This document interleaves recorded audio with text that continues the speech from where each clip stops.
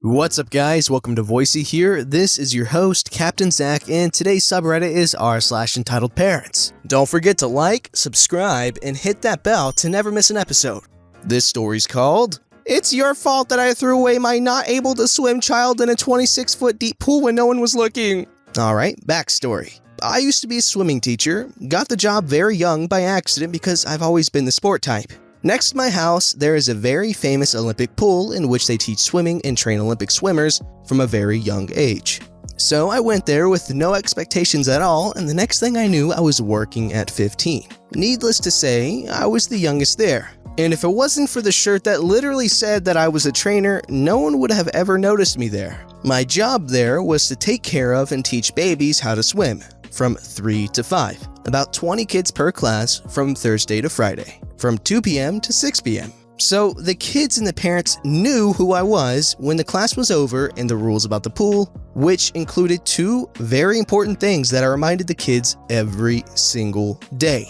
Do not go near the pool if your teacher isn't around. Do not go into the pool if you don't have a floppy. I don't really know what they're called, we just called it that way for years for some reason. But it was those pool noodles that were old enough to bend, and we tied them around the children's chests, so it basically worked as a lifesaver. Also, you need to know that we have 3 pools, each one deeper than the others. My class took place in the medium deep one, and the kids weren't allowed in the other pool that wasn't the one where they had the class. The parents also knew this. As a babies teacher, or actually any kid below 12 years old teacher, we weren't allowed to leave the kids alone or send them away if their parents weren't there.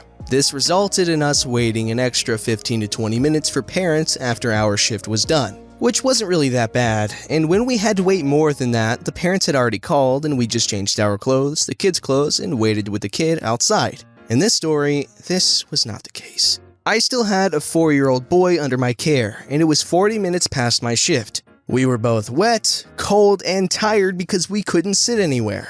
I ended up wrapping the boy in a towel another parent gave me because the kid was trembling so much, and I actually held the boy in my arms when we couldn't bear it anymore. I swear that kid was about to faint from the cold, and I was already mentally preparing my first aid skills and a no-shame barrier to run to the nearest hospital in my swimsuit. 50 minutes, an hour, it was getting dark and the cold air began to strike us. Finally, the mother appears, doesn't even look at her child, doesn't even look at me, says, "Let's go," and starts to walk away as I'm holding her barely alive son in my arms, not even looking back to see if he's following. I had to take the other towel away since it wasn't his, and I clearly didn't trust his mother. I planned to return it myself the next day. I put the kid down, said goodbye, watched him walk a few steps, and I turned around to rush to the lockers because now I was freezing cold. I was furious, but couldn't do or say anything. I guess the mother had told my bosses that maybe she had an emergency of some sort and was still sorting it through the phone. I got to the locker, fully changed into clothes that weren't pool-like. I went from swimsuit and Crocs to jeans, hoodie, socks, and Converse, chilled in the locker room for another 20 minutes browsing WhatsApp groups, packed my stuff in my backpack, and walked outside, closing behind me since I was obviously the last one. At this point, at around 7:20 p.m., there was barely sunlight and it was time for Olympic swimmers to train. And they really don't care for anything that's happening around them. So I just start walking my way out of the pool area, ignoring almost everything around me. For clarification, the pool area is for swimmers and teachers and trainers only. No parents nor unsupervised children allowed. This also means that if they don't have class, they can't be there. It's close to the public, and the only way you can watch what's going on inside is by walking away from the building, going up some faraway stairs to get to the seats area where parents normally wait and watch the swimming class. The closest you can get to the pool in this area is by reaching into a sort of balcony with metal barriers, and they are still about 8 meters higher than the actual ground level where the pool is. I heard screams. It's hard to notice them at first because there's so much noise around, between the water, the chit-chat, and the trainers screaming, but the screams get louder, and as I'm awkwardly passing by the deepest pool there is, I notice the same mother from before, kneeling in front of the water, holding her cell phone with one hand, and just kind of flopping her other hand into the water? I follow her gaze and immediately drop my backpack and dive into the pool, where her kid is almost 10 feet down into the water. This boy didn't drown because of me. People were screaming because they noticed this from the seats area. Someone had to rush to my boss's office and they had called the pool paramedic. Other people were still trying to get someone's attention so they could help. And my 3 bosses, one of my coworkers, another trainer, and the paramedic showed up at the exact moment I'm getting this boy out of the water and starting CPR to get the water out of his lungs. The mother just awkwardly stands there, lurks to the back of everything in silence, and stands there. The kid is okay. They are wrapping him in towels and telling him everything's okay. People are still wondering what happened and asking around. I take a moment to process everything and I notice the mom in the back staring at her phone. I snap. Cue the drama. The dialogue wasn't exactly like this since this happened about 3 years ago, but I still remember some of it. Here's the cast. There's me, totally drenched in water, totally angry teenager, and entitled mother. What the truck? Why was you not able to swim, son, in the deepest pool we have? Unsupervised? He was not unsupervised. I was watching him. He almost drowned. Yeah, well, that's not my fault. I pay the school to teach him how to swim. And I just wanted to record him swimming to show his daddy. He does it very well. Do you want to see? I stare at her blankly. She then shows me her phone with an actual recording of her telling her son to go into the water to show daddy how you look like a fish in the water. The boy repeating the exact words I told him every day about not going into the water without a floppy or a teacher nearby. The entitled mother telling him it's okay because she's there, the boy saying he's scared, and then the mother literally pushing the kid. She recorded him struggling for a while, awing at how he was hardly able to float around for some minutes, and when he gets tired of moving his little arms and legs around to keep his head out of the water, and was trying to get to the edge, his mother pushes him away from the edge and he immediately sinks. And the video still lasts about 20 more seconds where the mother is just filming the kid sinking and she's just saying stuff like, "Look at me, daddy," just like a little shark. I noticed he wasn't coming up, so I tried to grab his hand, but he was way down. Thank God you appeared at the right time. I'm dead silent. I should probably start swimming classes too, since I don't know how to swim. Do you know a good school? I'm giving her a death stare. At this point, I'm done with the woman. Do you even care about your son? This is the second time he's almost died under your supervision when you showed up an hour late after class was over. And you didn't even apologize to me, nor explain why you're late. I would really appreciate if his dad came for him after class, because I swear I will never let this child go home with you. I paused to breathe. I realized something. Why did you even push him in the water? He's 4! You know he doesn't swim nor float. Or at least you'd known if you had a minimum interest in his life. What the truck? What the truck? What do you mean? You're way too young to talk to me that way, you little brat. My son is my problem, not yours. I don't owe you anything. You don't have the right or the power to prevent me from doing whatever I want with my son. And I couldn't jump in because I'd get my clothes wet and I have to drive home. Also, I had my cell phone in my hands. I'm visibly soaked in water from head to toes in the clothes I'm supposed to walk home in. I mutter, "Muck you," and walk away. I don't know what happened next to the entitled mom. I approached the kid again to say goodbye and to check if he was alright. I grabbed my backpack. My boss jumped in to take care of the situation and I started my 15-minute long walk back to my house. Although, by the time I got home, I'm sure most of the water had evaporated from the way I was fuming. My boss filled me in the next day and said the mother was actually at the seat area by the time the class was over, and got distracted with her phone the whole hour it took her to notice class was over and that she had to pick up the kid. That she had complained that I had screamed at her, and after finding out I was the actual swimming teacher, she demanded I got fired. I was not. I actually got a raise. She threatened to sue the school because they had babies taking care of babies. And when confronted with the rulebook about breaking the rules, and that she would be in trouble for being in the pool area out of hours and nearly drowning her son, not sure how law applies to that in my country, she immediately erased the video, said we had no proof, screamed some more at my boss, and walked away dragging her son with her. The kid never showed up to class again. Years later, and I'm still salty about this whole situation. Coworkers told me there was more to the story, but the bosses refused to say anything about what happened next with the mother. I did get a warning for how I talked to parents, but it was kinda like, "Just don't scream what the flip at them." and I wasn't in any real trouble since I didn't have my uniform on. So, in the eyes of witnesses, I was just a kid swearing at an entitled woman.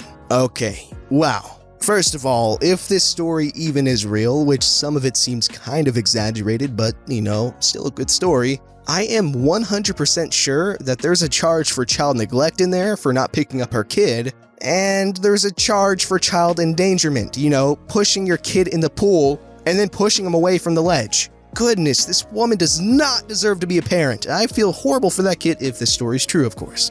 This story's called Entitled Mom Accuses Me of Teaching Her Daughter Gang Signs. This story took place in another language, and thus it is translated. Phrases might differ from what was spoken, but the meaning is still the same. Here's the cast. There's Entitled Mother and my 5th grade teacher, me, my entitled mother, and daughter of entitled mother. The story. When I was in the 5th grade, I had an entitled teacher, Madam Lola. She was stuck up, had the haircut, and always wore bright red lipstick that somehow got stuck in her teeth. She was in her early 40s. She was my home language teacher.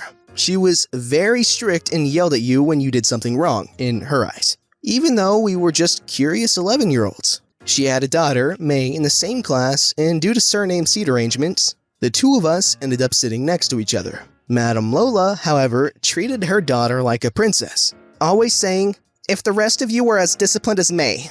Anyway, when I turned 11, my uncle was in an accident and he ended up going deaf. My mother thought it was best if I started learning sign language with the rest of my family. After a few lessons, I had the alphabet memorized.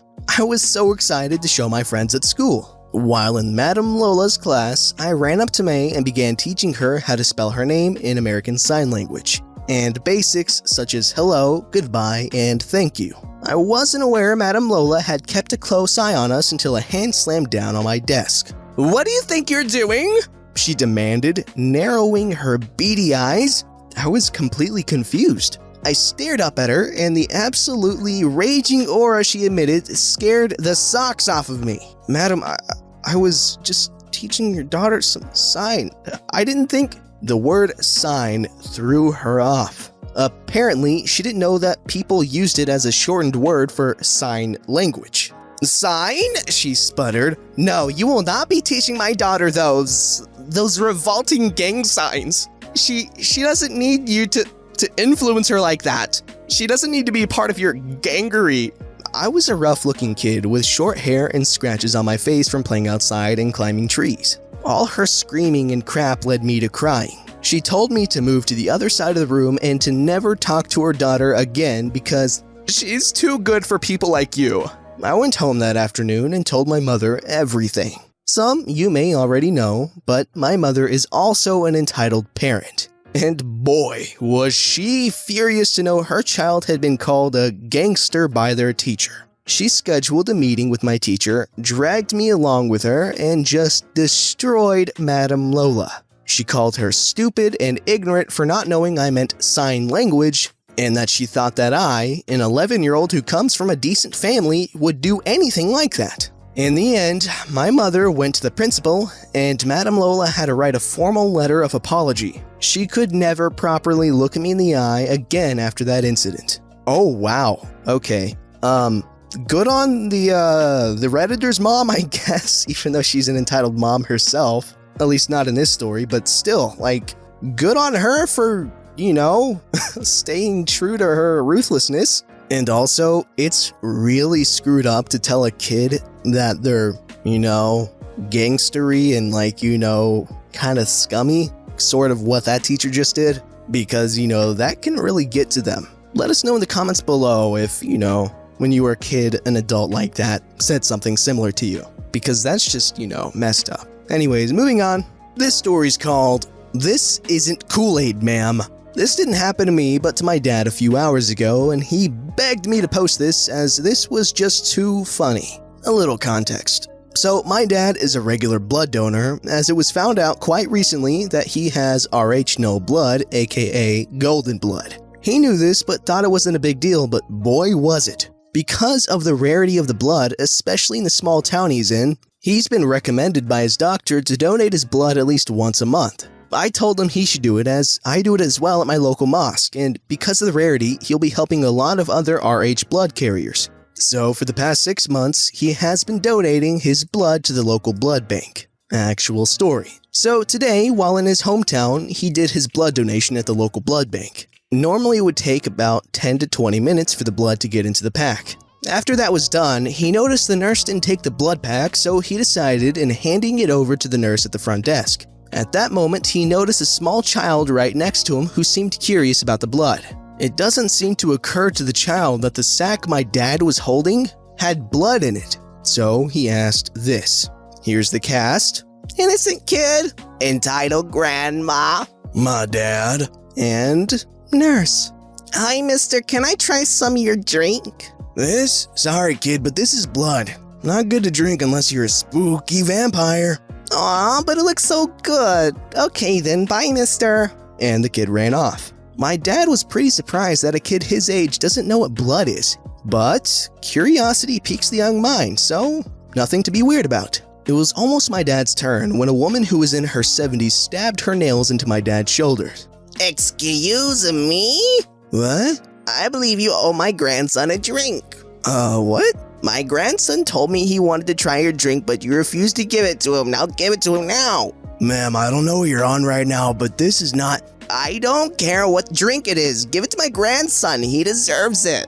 I'm gonna need some help over here. Signaling to the nurse. Yes? Can you please tell this... This man refuses to give my grandson his drink. He deserves it, you know. What? This pack here? Yes, now give it here. Do you know what it is? It's Kool-Aid. Huh? Takes the blood pack. Ma'am, can you please read that label right there? Entitled grandma puts on her glasses and immediately goes dead white. Is there anything else I can help you with? Nope, it's all good. She grabbed the child and yeeted out of there. Thank you.